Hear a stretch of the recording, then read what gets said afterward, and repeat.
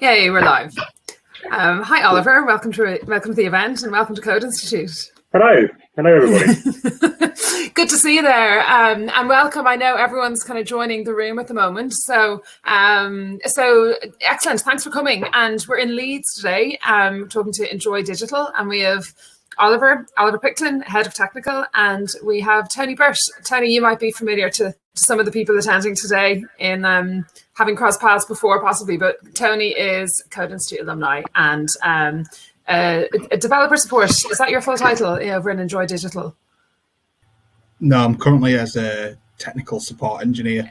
A technical support engineer in Enjoy Digital. Lovely. So how are you both? Thanks for joining us. This is you have some experience at Code Institute, but it's our first time having you here together live. So thanks for your time. Cheers, thanks. I'm really excited to be here today. Just to go through really sort of the opportunities that are open to Enjoy, and I've been really impressed with the Code Institute based on sort of the people who have come to work for Enjoy, Tony, and we've had others in the past as well. So yeah. Brilliant. So come here, just before we get started, just a really tiny basic bit of housekeeping. We have an hour scheduled for what we're going to go through. So there's loads to listen to, guys, and loads of advice that we're going to share, and a hell of a lot for us all to learn about the guys in Leeds and what's going on and Enjoy Digital. But roughly what we're going to go through is that we have a nice deck that is going to bring us through the first few minutes to help us understand more about what these guys do. And then following on from that, we'll jump straight into some Q&A and also further details on some roles that Enjoy Digital are hiring for right now. I have shared in the chat function some links to that role so that you can look at it, but it's also advertised in our internal channels in Slack, so you'll be able to go and find this after the event in job alerts. And that's it. Please be forthcoming with your questions because there's loads to get through here. And so, look, without any further delays, let's jump into it. So Oliver, you're going to introduce, you're head of technical. So what does that mean and how should we understand that? Yeah, it's a very good question. So I've got a slide on this, so I'll just fast forward this slide. Sure. So yeah, who am I? I suppose I'll start at the beginning. My background is in development. So I'm a developer. I still write code now, but less, I would say, these days. So I started out with the Commodore 64 way back in sort of the 1990s, writing some code on that. That was my first sort of interaction with it. I built my first website in 1996 for the Scouts, for a Scout IT badge. Used Internet Explorer 1 and was pretty poor. It looked a bit like the one in the picture. In those images, things have changed a little since. Grey background, any colour as long as it was grey. So yeah, I've got a sort of long history in the industry. And of building teams, building and managing teams, which is what I do day to day now. So now I've got a team around me who do write the majority of the code. I still get involved. I still sort of guide the architecture. But yeah, my sort of talent, I suppose, these days is building teams and obviously recruiting new people to be in our team, and also the continuous professional development of everyone in the team, and also leading technical across Enjoy Digital. So hence the term head of technical. So a lot under that title. Yeah, quite a lot to go to sort of manage. I'm also involved in the sales quite a bit, so technical sales and sort of explaining what we do. So we'll touch on a bit of that today. To be honest with you, I will explain cool. what we do and what sort of services we offer. Brilliant. Okay. I suppose at this point it's worth introducing Tony, who's kind of got a really interesting story, particularly in terms of the Coding Institute. Yeah, hello everybody. So I've done the full stack software development course through Code Institute, and then basically from there I've come on to Enjoy Digital. But there was a time when is there someone joining you there? Oh no, it's Oliver. Yeah. Oh, cute. Yeah. So I've come on from Code Institute.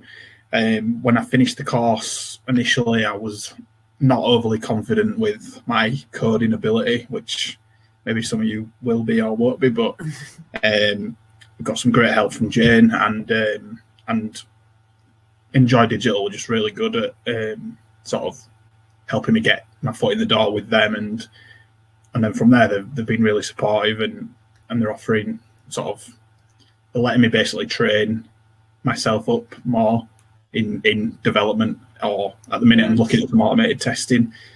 So the skills that I've learned on the course have been sort of really valuable, and a company like Enjoy Digital have just been brilliant for me to sort of step into the role and sort of start learning on the job, which is I think the best way to learn. Because I remember, I can remember really clearly when you were going through your interview process, and you would come from a banking background, hadn't you? So it's a big change from what you stepped into. But obviously, some of those skills have really complemented some of that journey, or were you able to utilize them anyway in your interview process as well? But it's really nice to hear that I suppose that pivot happened smoothly for you once you got started. But it's like everyone, it's nerve-wracking putting your first step forward, isn't it? Yeah, definitely. Yeah. Oliver, where's your mascot gone? That all sounds lovely. Sorry about that. I did. That's all right. It wouldn't be 2021 without. No. It happens to all of us. But you just all you missed was Tony was just explaining to us that his journey in the last, how long are you there now, Tony? Is it 9 months? Coming up to a year. It was October when I got in. So okay. So during COVID and everything, so you've experienced being onboarded remotely, probably, and kind of unusual circumstances. Yeah, I did a week in the office, and then we were back in lockdown. So it was right now. Oh God. Okay. So well done.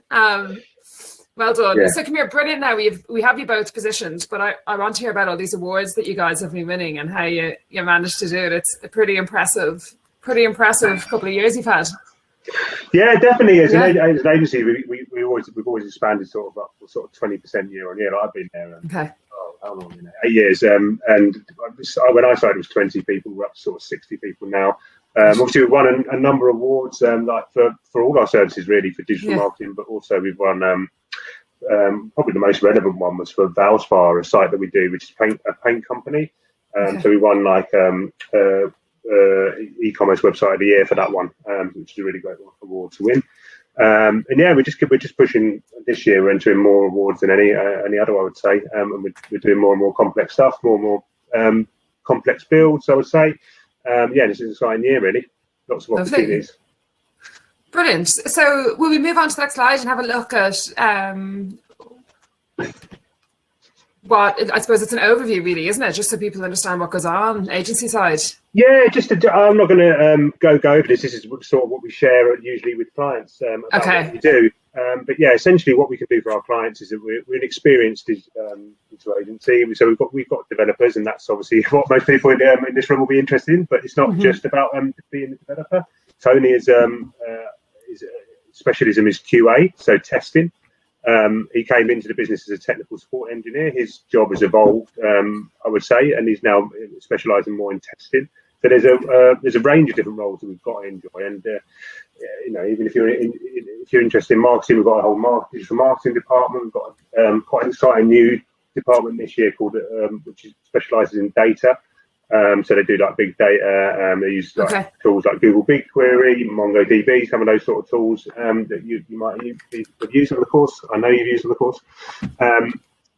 And sort of SEO and everything. What we can offer clients is just the whole package, really. So a lot of people can do web development. But we can obviously offer them all the digital marketing services to go alongside that. Social and PR is a massive one as well. As we all know, that's a massive thing for promoting the site. And we're very much enjoy about performance-driven sites, so making sure that we can build them a beautiful site, we can do all beautiful code, write beautiful maintainable code, which will come on to how we do that, but it's got to have a strategy behind it, and it's got to relate back to the marketing and the business and everything. And that's what all of this is about. And I suppose our mantra is to test, learn and iterate, just to pick up a key point there, and that applies a lot in dev. It's how we work. We learn from our mistakes. We're not I've been in this industry for 20 years. I've been coding, and you hear about people who are new to the industry having imposter syndrome, etc. But because coding is you've always got to learn something new. You always have that feeling that maybe you don't know enough or whatever. I still have it 20 years in. But that's what keeps it exciting, and it's really an environment to enjoy where we accept that, and we know people are human. And yeah, there's all the support there really to help people excel. Yeah. So it's progress. I mean, it really is an industry for ongoing learning, isn't it? There's such a strong creative element to it, but then also just as technologies change and you're sort of regrouping and reassessing what way things are done, there's always learnings which impact what you do next. Yeah, that's exactly it. It's funny what you say there about imposter syndrome. We had an organisation in last week, and one of the attendees asked a question about that. You know, what do you think about imposter syndrome? And it was just funny because his response was, "Well, I still got it, so you're kind of just going to have to deal with it." Yeah, it's a very good point. Yeah. Very good. And come here, there was a couple of questions there, and there was one from Jenny, but perhaps they were going to get to this about the recruitment, but I think it was when you were mentioning the different teams there and just, you know, the different parts of it. The question was, when junior devs come in, do you work across different teams or do you kind of divide them? But maybe will we come back to it, or we've got a section on the dev team, so we'll cover that then. Okay, good. And the different roles within those teams as well. So we've got the way we structure our teams are as cross-functional teams. So they've got a Tony, a QA engineer in it, and then we've got various levels of dev within that team. But yeah, I've got a slide on that. Okay, cool. Done that one. So yeah, just a tiny bit about Enjoy Digital. We're 13 years old, unlucky for some, but we just had the end of our financial year, and sort of the new vision was announced. For the company. We're an award-winning agency, like we said. We've won various awards, and we're right in the heart of Leeds. So we're on the calls in Leeds, which a lot of people know. Obviously, right in the sort of vibrant area of Leeds, I would say. And there's loads of other digital agencies on that sort of street. It's like a digital street. The digital quarter. Digital cobble street. They're going to have to, they've got a Silicon Roundabout in London. So it's something similar to that is developing around that area in Leeds. That's the intention. And we've got a wide range of digital skill sets, like I said, and backgrounds. So there's people like Tony who've changed career, and we have a lot of people like that. We've got people who have been doing digital since right at the beginning. I suppose like me to a certain extent, who's been building sites right since the start, really, and everything. And we've got everything in between as well. So if you're coming into this company, you've got a lot of people to learn off. People who are similar to you, who are new to the industry, but also other people who've got a lot of experience. Yeah. This is just our vision. Every company has this, and ours is just to craft inspiring digital experiences that deliver exceptional results and grow long-term relationships. And we are really about the relationships. So the relationships with our employees. So we've got a very good retention rate. A lot of agencies, the staff move around a lot, frankly, around a lot of agencies. That's the nature of our industry, but we're proud that we've got people who've been there for I've been there 8 years. That's a long time in this sector. There's people who've been there over 15 years as well, since sort of even started the company, 13 years, so right from the beginning. We've got one dev who has been there since the start, which is very unusual.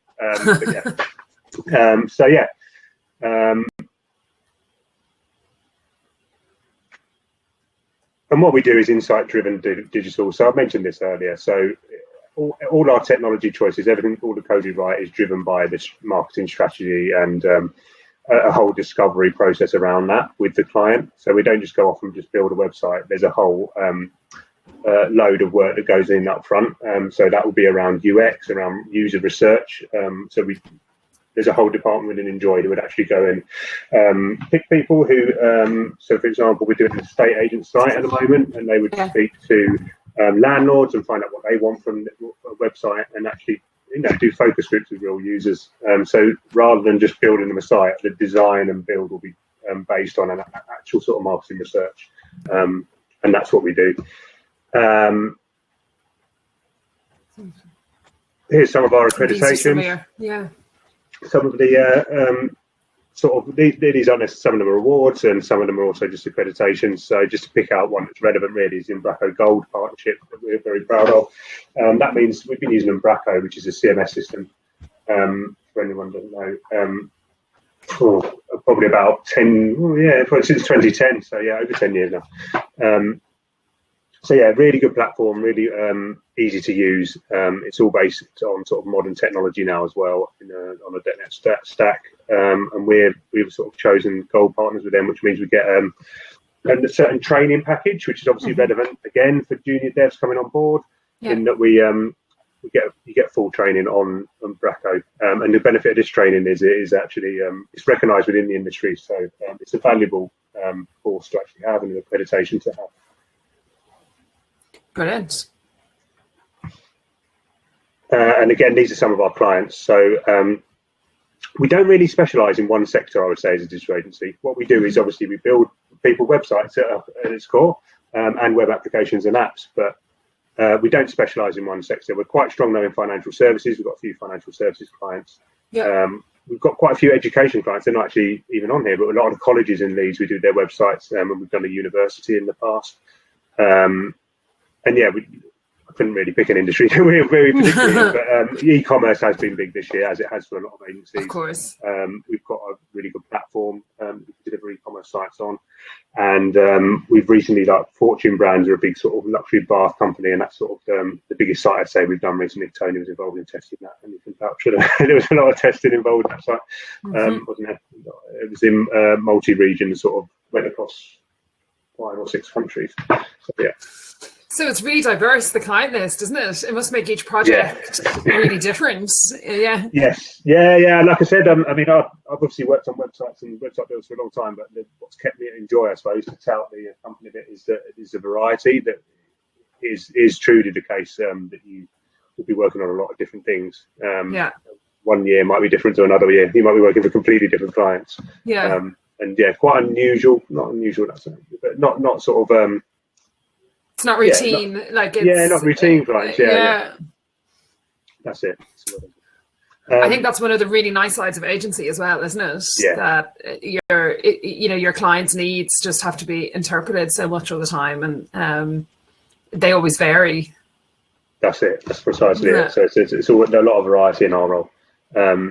So yeah, 13 years of building websites, and this is a recent one we built. It's V&A Baths, if you want to do it. A specialist bath company, and it's a really nice build. Luxury end of the market, so it's always a nice thing to design and build.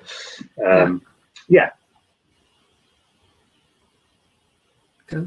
So a bit on our insight-led approach. We always like to do this discovery process with clients, so we wouldn't again just go and build a site. We'd have conversations with them, and it would be very much built in collaboration with them. The whole company is all about collaboration, and with the client's known exception. We don't want to just be a supplier, we want to be a partner with them.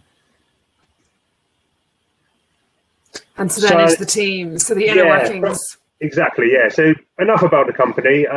This is more about probably what's the more relevant team to most people here. So this is about the development team. So we'll have a chat about that. So in 2009, I actually said 2010. So we have been using Bracco since 2009, and that's version 4. We're now on version 9 of Bracco, the release candidate. It's due to come out, or the release candidate is out. It'll be released in about a month for the latest version. And we've developed in that time over 100 Bracco websites. And we've recently done 10 Bracco version 8 sites. So version 8 launched about 2 years ago, and it's the latest stable version of Bracco, and we've already done 10 sites on that. Probably more than that now. It's probably more like 15 actually. It's a day. But yeah, we built a lot of sites, so a lot of learnings, a lot to teach people who come into the team. And a lot of Bracco experience. I think Tony can vouch for that. Tony has a lot of Bracco experience now as well. He's built ahead of a lot in a short amount of time. So this would have been new for you, Tony, when you started, would it? Yeah, the whole sort of CMS content management system, is that right? The whole CMS was all new to me, and before Enjoy, I'd not even heard of Bracco, but it's actually like really, really easy to just pick up and use. Like each site's a little bit different, obviously, but the workings of it, and once you've once you've used it a little bit on like a couple of different sites, you kind of then know how they all work to an extent. So it's I feel like it's quite good. You're making it sound very easy. I'm sure it's not quite as simple as that, but it's once you're shown the direction. So like just using it sort of like as the user, it is really straightforward to use. It's not it's not brilliant. Most people I think could just pick could pick that up just by sort of using it. It does take a bit of getting used to, but yeah, no, well, Ollie will tell you, I feel like I've picked it up reasonably well over. In sort of, it hadn't taken too long to pick up. And it's just, I feel like it's a really handy skill to have, and I feel like it's a really good skill to have for sort of making you more employable, because I see a lot of sort of job adverts that mention like some CMS use. Yeah. So it's definitely something to sort of look into. Yeah, that is a really good point, actually, because it's CMS is content management systems. I didn't actually explain what they are, but it's not just Umbraco. There's loads and loads out there. There's some Contentful is one that's very popular at the moment as well, and it's really good. But yeah, there's a world of opportunity there really working with content management systems. So this is your core one. And if you were going through an interview process, is there any way of testing for this? Not really. Like, this is about your aptitude to work on this platform. Really, more about your experience. I mean, the first step in our interview process is really a technical test, and what the current way we're doing that is just saying, there's online tutorials for .NET Core. Go and build this very simple thing. We don't do Umbraco because Umbraco is a little bit specialist, isn't it, Tony? With the code side, with the CMS side, it's fine. But we're just asking you to do quite a simple tutorial in .NET Core. Okay. Okay. Lovely. So next slide is just a friendly and supportive dev team, and I suppose that's really critical, really, for enjoying it. We've got a big thing of we had, well, like I said, the company presentation the other week, and a big part of that was about talking about our culture, and the culture is friendly and supportive across the whole business. But that is particularly true in the development team. So we've got people within the development team from various backgrounds. We've got an even gender split. So there's 8 of us in there. So we've got an even split.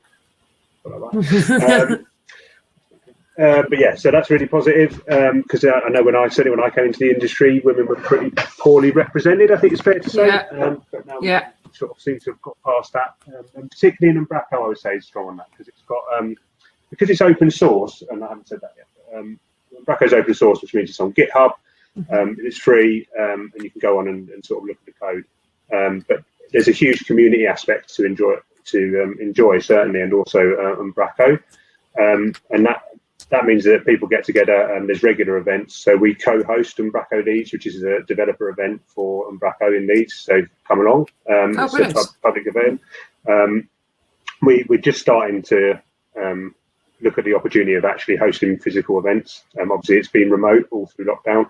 But that's a great opportunity if you're interested in Umbraco as a CMS platform and just want to come and learn and off other people. All the experts of Umbraco come. We have regular talks. People come in and talk about it as well. So we're sort of proud of that, to be involved in that. Brilliant. Do you guys co-host that? That's what the is. Yeah. It's just an event. So we co-host it with 26 for another agency. It's various agencies get involved and put on the event. There's a group of Umbraco specialists who sort of run it. But yeah, it's really exciting. Brilliant. Umbraco Gold, I've mentioned, that's with partner status with Umbraco themselves. And then there's with Umbraco itself is there's an annual festival, UK festival, that we attend, and also one in Denmark because the product's Danish, called Code Garden, which we managed to attend this year because it was virtual, which was nice. But they've got a really good vibe, I suppose, compared to I've been involved in sort of other tech like Java, but it's quite a sort of like festival feel to their events, but it's a real opportunity. You always learn something, and it's quite inspiring. Like Tony went to his first sort of Code Garden this year, and there was a really good talk, wasn't it? That was really relevant to you, Tony. Sorry, just say that again. Sorry. Yeah, on Code Garden, there was a really relevant talk, wasn't there, on how to become a QA engineer? Yeah, and it was actually quite. It was quite nice to just sort of see somebody who is new to the industry as well, and sort of the steps that they went through. So it wasn't necessarily, I wouldn't say it's necessarily directly linked to Umbraco, but it was something that was sort of really valuable on sort of tips and tricks and things to start picking up and things to start doing now to sort of like lay the path for how you want to kind of progress if you want to go down that particular path. So it was nice to sort of just get somebody else's perspective who's sort of been there and done that. Yeah. I think the tech industry is so unique, you know, the more, like, I've recruited in a number of different spaces, and you just don't have that other layer to any other industry where there's such a strong community kind of driven, like supportive kind of environment where organizations are mixing freely and networks are growing, and you can learn so much just by getting into these kind of extracurricular type of opportunities. It's brilliant, and it's so friendly. It's a really nice way to kind of advance yourself, isn't it? Yeah, that's it. It's exactly right. Like Braco leads a lot. I mean, yeah, a lot of the people in that room will be working at competitors, but we still sort of share ideas. Not like companies. Don't get me wrong. We're not sharing the IP of whatever we're building, but we share approaches and stuff like that. And it's a really supportive community, because it's kind of room for everyone in the agency space. Every agency's got its speciality, its USP. So there's this kind of, I'm a big believer there's room for everyone, and we can collaborate and stuff, and we do collaborate with agencies as well. Also, the last point on there is just we're an active contributor back to Braco, and I suppose that's important in that we have in the past sort of contributed back fixes, contributed back to documentation, because you can just Deb is relatively new in our team. She came to me the other day and she couldn't believe how much of Braco was actually built by the community. She didn't really realise that it's not what a company owns Braco. But because it's open source, it's actually being built by thousands of people around the world. You know, and some of them most likely students like yourself as well. Yeah. Wow. Fascinating. So in Braco, I've got just a quick slide on Braco, but it's a really accessible platform, secure. We build everything mobile first. It's the way you've got to do things really now. Most people are browsing sites on mobile devices, it's fair to say. We still build for desktop and tablet as well. Don't get me wrong, we follow responsive design techniques, but we are very much about designing for mobile first. And Azure is another big aspect of what we do. If you're interested in DevOps, we do all our own sort of DevOps in-house, so we can offer clients. Azure is our preferred platform because we work in .NET, but there's sort of exciting sort of job roles around that as well. So I suppose it's not just develop pure sort of what you think of as a developer who sits within the dev team. There's also people sort of specialise in DevOps and hosting and other areas as well, and testing, of course, and kind of stuff. Okay, so there's loads of different branches then that that your team kind of have options to develop in, isn't there? That's it. Because it's I suppose because we're relatively small, we do have to. And that's another benefit of an agency. You're going to be exposed to lots of different things which you might not get in a larger company. So you might just specialise in back-end development and C# and that area in a bigger company. But in this, you will get involved in, well, maybe I'll be looking at a bit of accessibility, or maybe I'll be looking at a little bit of DevOps as well. So at this point in your career, it's quite advantageous to be in that environment where you haven't necessarily, Tony will vouch for this, where you haven't necessarily been, there's many paths open to you, I suppose. Rather than just being forced down one. Yeah. And your job has changed quite a lot, Tony, as well, hasn't it, since you started? It sounds like you've got really into the testing space, is it? Oh, sorry, I think your mic is off. Sorry, yeah. Oh, well done. Yeah, I was just saying, when I first started, I was kind of coming in to do a bit of sort of manual testing and sort of help out with the sort of supporting with the clients, and sort of with the fact that I'm sort of like floating between the dev team and the client services team. But it was kind of, I'd made it really clear in the sort of interview that I really want to sort of start going down the dev route. And Enjoy Digital were like really supportive of that, and they were like, we'll definitely sort of help you with that. And I remember, so only a couple of months after being in there, I sort of, they were asking me if I felt like they were giving me that what we'd kind of sort of agreed when we'd done the interview, and that was just like a really nice feeling, just the fact that they're conscious that they want to make sure that I'm getting what I want from this role as well.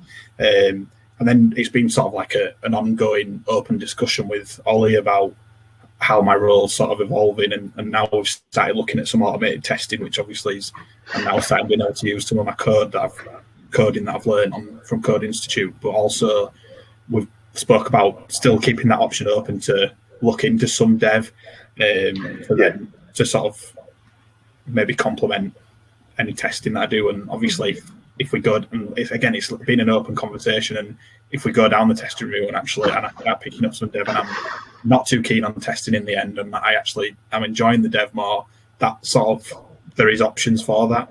So it isn't like that's something that is really good about Enjoy Digital. They're sort of, well, they listen to you. So, and they will develop you if you feel like you want to apply and you're successful. I've been really lucky, I think, with this role, because it has been they've just been sort of really easy to talk to and really easy to sort of, I suppose the hard thing is when you're just finishing your course and you've not actually been a dev before, you know, no one knows if you're going to actually enjoy it when you start doing it. But with this, it's so good because it is an open discussion, and I can evolve this role that sort of suits me and them, if that makes sense. Yeah. Well, you're involved in how it develops. So it's like what you were saying, Ollie, like it's a really collaborative environment. And obviously that applies to your career paths as well. Yeah, you contribute to kind of where, and the more you learn, I suppose, the more you realize that how many options there are, which is hard to understand when you haven't even started yet. Yeah, exactly. In that respect. Yeah, I think that's it. And because we're a growing company, the options are changing as well. I think like we didn't really have full-time testers a few years ago. The devs tested themselves. So and Tony's is very much a hybrid role, I suppose, between dev and test, because that seems to be the way that testers are going anyway. Because a lot of it's automated, they are getting increasingly involved in dev. So they're kind of like, it's a hybrid between dev and test. But there's a wealth of opportunities, and I like the fact that Tony said we listen. That is something that is it's another aspect of Enjoy Digital that everyone does in the company, does listen to people and takes on board new people's ideas. I suppose that's a big thing. Well, this is it. And sorry, I just knocked the table on my knee. But you know, I do get like coders kind of asking, and one of my colleagues, Yasmin, you know, we would do a lot of one-to-one consultations with our coders at different points in the course, and very often we would get asked of like, well, what are my options and what should I do? And I suppose the top thing I would always say to people is, when you are interviewing, just make sure you're stepping into somewhere where people are kind of listening, that it's going to be a really good start for you, because if it's heavily prescribed and you don't like it, you might be looking externally again much sooner than you'd want to. So be in an environment where you're an important part of the team, and, you know, people are kind of listening to what you're enjoying or where you need more help or whatever. But yeah, so well done. Awesome. Yeah. Just a little bit on Bracco. So Bracco's really flexible. You can see it here, the nice little screenshots. It's like a clean interface, and it allows you to build up. It's like a site builder, I suppose. Okay. But you've got complete control over this, so we can sort of build these experiences. It's based on a .NET platform, so we will write in C#. So the extensions to Bracco are written in C#, and it uses SQL Server as a database. But we're open to other technologies. So we use Elasticsearch is another technology we use a lot of, which is a really nice sort of distributed search engine system. No SQL database as well, if you can consider it that. And we use loads of different pieces of tech, I suppose, to make our sites. And the sort of sites we build we do build sort of sites, so your sort of brochureware sites, as they're known, but sort of most of what we build is at the more complex end. So it might be multi-region, multi-country, it will have multiple integrations with like internal systems. So it could be order warehousing systems if it's e-commerce. And I suppose that's where specialist sort of coding comes in, and the back-end development comes in integrating these different APIs. Yeah. There's a question there as well from Siobhan just about that. Just when you mentioned the other systems that you can integrate into, her question was, do you ever get involved with clients' legacy systems? So are you? Yes. Yeah. Okay. We would get involved in with them insofar as, for example, there might be working with a estate agent at the moment. They've got a system that's fairly closed, I think it's fair to say. So it's a fairly closed system. It's a specialist bit of property management system.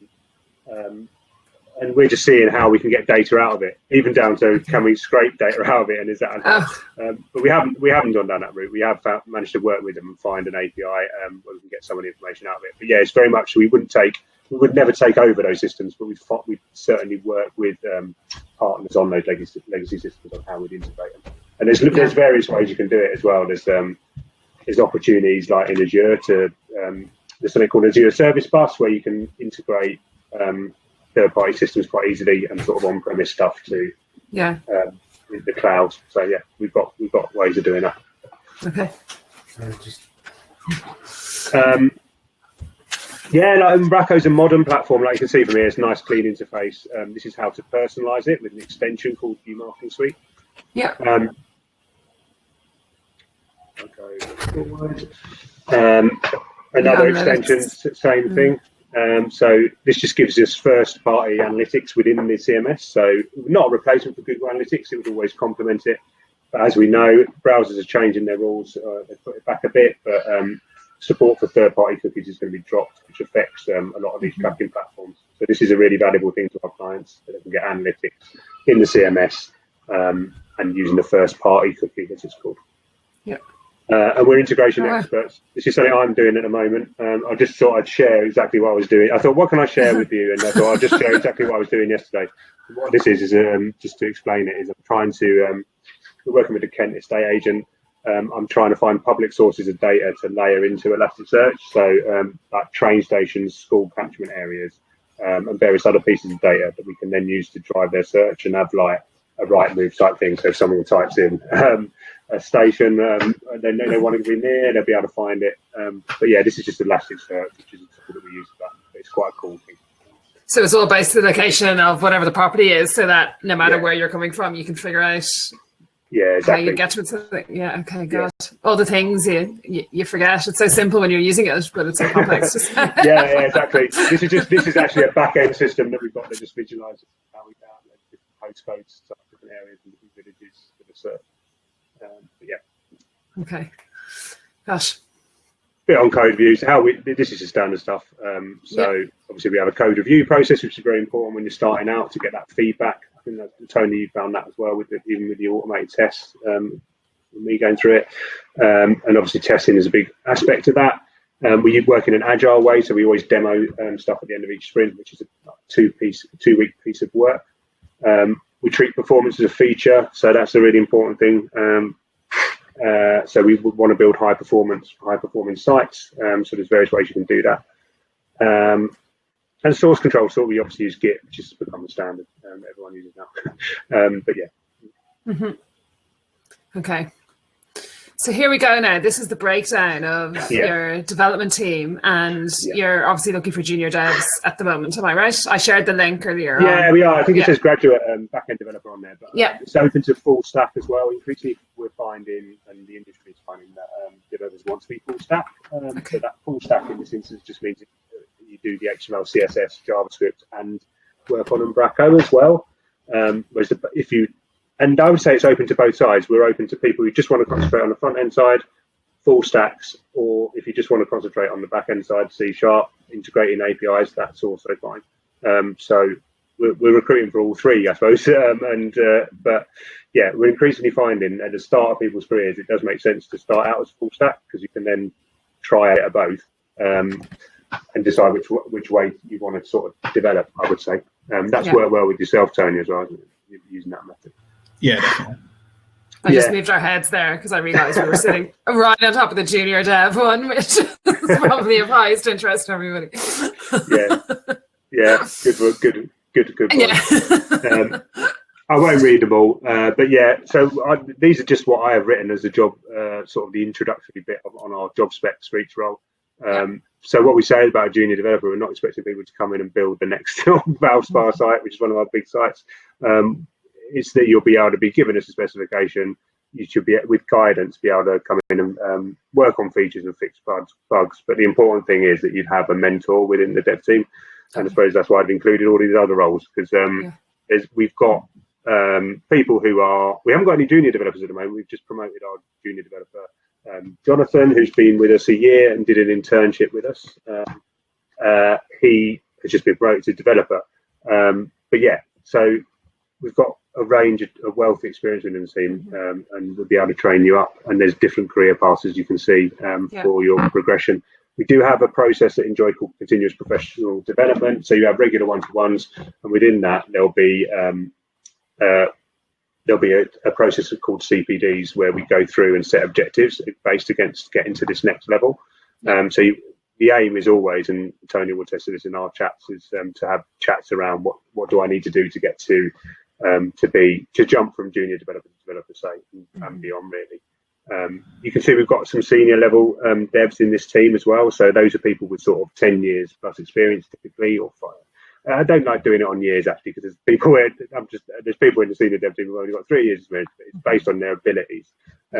But yeah, generally they are people who've been in this for longer and have that experience. Our lead developers will take on some management. Again, an important thing in dev teams, and a mistake I've seen other companies make, and I've made myself probably, is trying to force developers into management roles to progress. So we don't have that structure at Enjoy. If you want to remain technical, Rob Carr being an example in our team, he's very experienced dev. A lot of people at his level might go into management, but he just wants us to remain technical, and that's absolutely fine, because it's not always the case that you need to. We don't need everyone to be a manager. We can have just technical people. So. And it's a really different skill set, isn't it? And there's nothing wrong if you don't happen to combine the skill sets, but it's a big thing if you're starting to manage teams and individuals. It's a very different sort of day or week than it is if you're kind of a principal doing your technical roles. Yeah. Okay. So do you want to tell us a bit about how you recruit? If somebody here is looking, and there are a few questions, so I'm not ignoring them, but I think maybe we come back to them, but I'd love to hear about the recruitment process and what someone should do if they wanted to apply to you. Yeah, so that's fine. So our recruitment process, this is not relevant, but this is our developer training. But we run our recruitment through a very similar system. So I use Trello to monitor the roles. Trello is just a tool where we can just monitor all the applicants and see where they're up to. Yeah. We also do the same for our training. But the application process is, I've started doing a technical test first, just because it simplifies the process. It's not a complex test. It's just go away and have a look at this. It should take 2-3 hours. So our first step in the interview process is a technical test. We'll then set up a face-to-face interview that would, at the moment, would be conducted remotely. That might be different in a month's time, but we'll see. So we'd have a remote session on Google Meets, is our video conferencing platform, and we just go through your skills, go through what the role, and have a bit of a chat around it. And from that point, we may make you an offer, or we may proceed to a second interview where we sort of we get you to we explore some other aspects of maybe what we haven't covered in the first one. But yeah, typically they will make a decision pretty quickly after that. Yeah.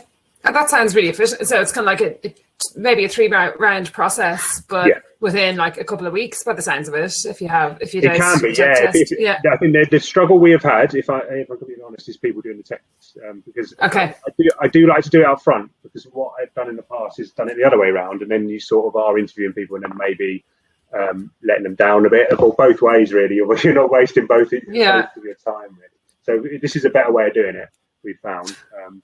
And it's very open. It's not like it's a test that's absolutely prescriptive, I would say. It's a kind of a go away, research this, build something, and come back. Okay. And can people choose what language they build it in, or whatever they're most comfortable in, or is it prescribed to a certain? We do say C#. We do say C# at the moment, just because we are looking. We have got devs who have done PHP and have just gone and done a quick tutorial and have learned C# quickly. So that's fine. But yeah, we're saying C# at the moment. Okay. Yeah. Something I would maybe just mention on that, Ollie, is I remember Sam Parson, who also did the. He'd also done the Code Institute course as well, and he was there when I got there. So Enjoy Digital kind of recognised that the course is quite valuable. I think Sam Parson did the technical test from what he spoke to me about, and he said he went away and just learned a little bit of C# to help him get through that technical test.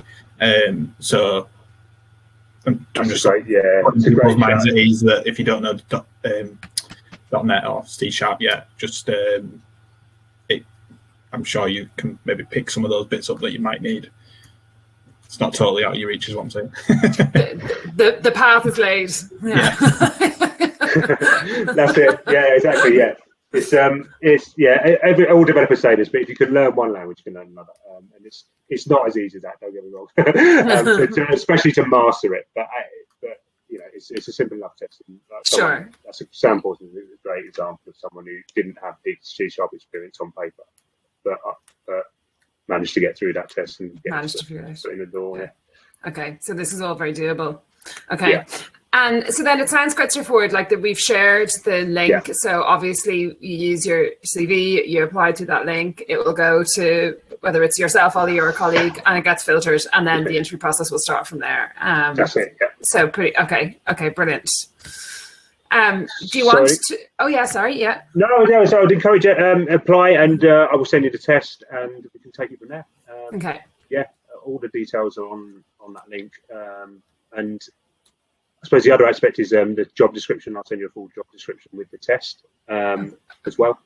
So yeah, that will just outline your responsibilities. There'll be a little bit of what you've seen on the other screen, but obviously expanded up. Okay, brilliant. There's a question that this might be a good place to ask it, Amy. So thanks, Amy, for putting this in the chat. But Amy's question was, if you're pretty sure, in inverted commas, that front-end development is for you, would you still recommend spending some time as a full-stack developer? I suppose this is kind of general guidance because you've got so much experience and seen. Yeah, I mean, we have dedicated front-end developers in our team, and a lot of them now want to sort of do a little bit of full stack. By full stack, I mean, in our instance, that means to work with the CMS platform. And for a front-end developer, it does make a lot of sense because it means you'll be going and building sort of the content to go into what you're building on your front end. It doesn't mean that our front-end developers are suddenly going to be going and writing database queries or writing complex sort of back-end code for image processing or anything like that. So it's still predominantly front-end dev. So I would say people coming in can just focus on that if that's what they're interested in. We don't try and that's absolutely fine. But there might be an element of we'd recommend of doing a bit of the CMS stuff around it. Just having an awareness of it really is useful. And it's the same the other way for back-end devs. So in the team, if it's just a bit of padding or something like that, they typically would just do that rather than hand it over to a front-end dev. Because it gets really inefficient in an agency. Yeah. So we always ask a little bit of awareness, a little bit of skill set. It's called T-shaped people. So everyone has a specialism, right? But they're generalists as well, and that's what we have in the dev team. Yeah. Well, I suppose it just gives you a bigger playing field in terms of decision making at an early stage in your career, rather than being very, very sort of narrow in your options. Yeah, that's it. Okay. Yeah. Okay. So something to think for you, Amy. Very good. God, I'm conscious of the time. We're coming up to 20 past. No, not you guys. I just want, if anyone has any questions, now's the time to shout it. Because you've got a little bit more information you want to share here, do you? Yeah, I mean, I was just going to share this quote because that's the one I want to share. And it's from Michelle the other week that I took out. And she did said, it's a throwaway thing, but yeah, every day is a learning day here. And it's really true. I'm sure Tony can attest to it. That there's such a wealth of experience at our company that you will learn, enjoy this.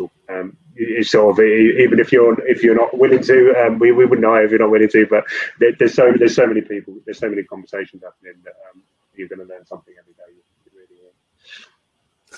Excellent. Well, let's look at that's a really nice thing for people to understand, because I think when you're in an environment where things are changing and people are learning, it creates in an interview process the need to hire somebody who's kind of thinking and contributing and asking good questions and is going to be comfortable in an environment like that. Because, look, let's face it, most businesses will need people who can do that. But I always think, particularly in an agency environment where you just don't know what request is going to come next, that this is something that people need to really love, that sort of environment. And it's such a variable. And there's another question there around the interview process. So the question was, how soon are you looking for someone to start? Now, these are live roles, so you're interviewing now, aren't you? So yes, I guess they are, yeah. Okay. So kind of as soon as you would move through the process, somebody absolutely. can start like... Yeah, that's it. So we're not, I wouldn't say that we haven't got a project where it's absolutely critical, and we have as a business a way of sort of scaling up anyway in that way. So we're looking for the right person, but we're looking for an immediate, to start as soon as possible.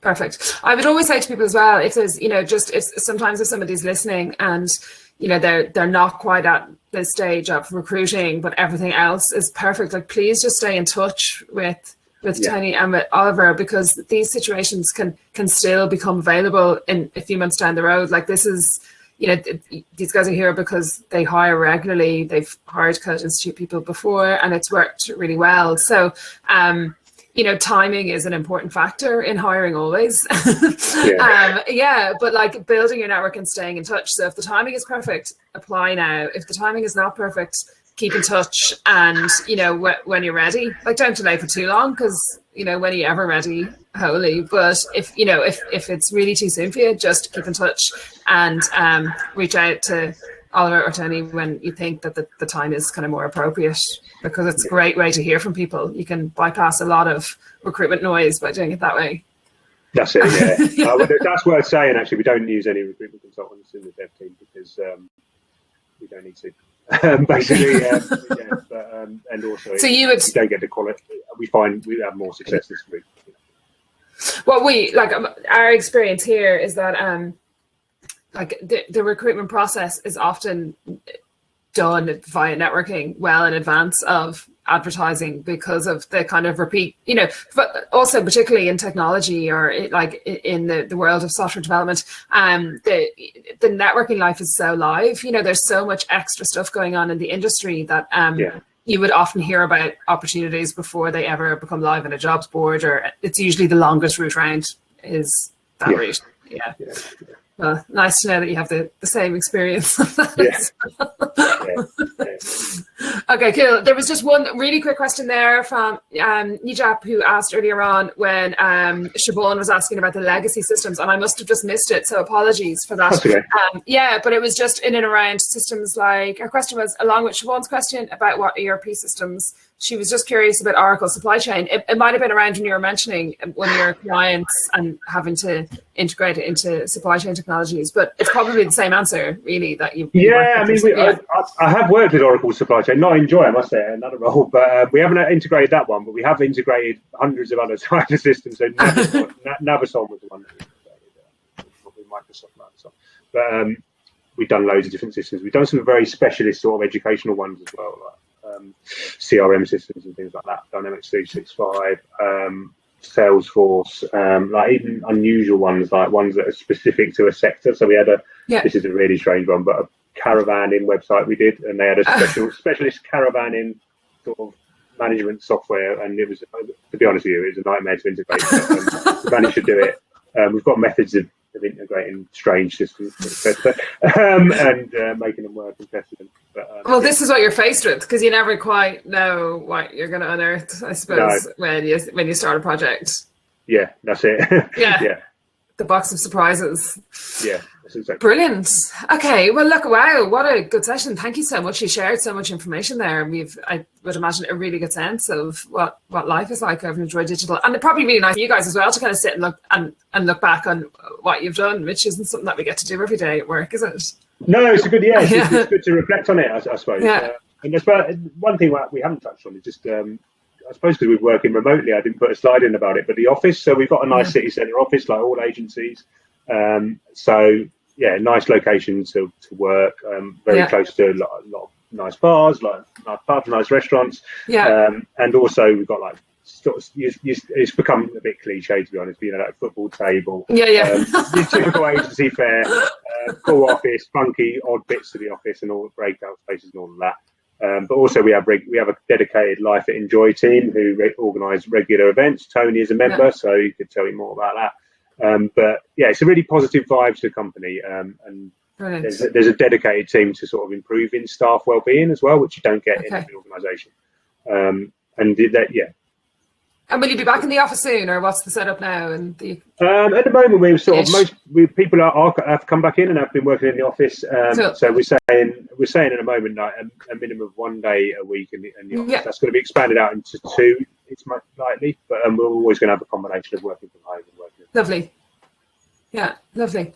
Brilliant. Well, come here. Thank you so much. I know there's a lot of people here who are based in Leeds who will probably be reaching out to you over the next couple of days. But look, I will help as much as I can. So if anybody here wants to ask me advice, please loop me in. But otherwise, the most direct route to talk to Oliver, is through that link that's been shared, and it's in the Job Alerts channel in Slack as well, so easy to find. That's it. But look, thank you again. Thank you so much for your time. Tony, congratulations and everything. Well done on a very successful year. Great to see you on the other side. Cheers. And an inspiration to lots of people. Well done. Yeah, cheers. All right, Good everyone, work. have a lovely long weekend and talk to you soon. And you. Bye. Thanks. Bye. Thanks, everyone. Bye.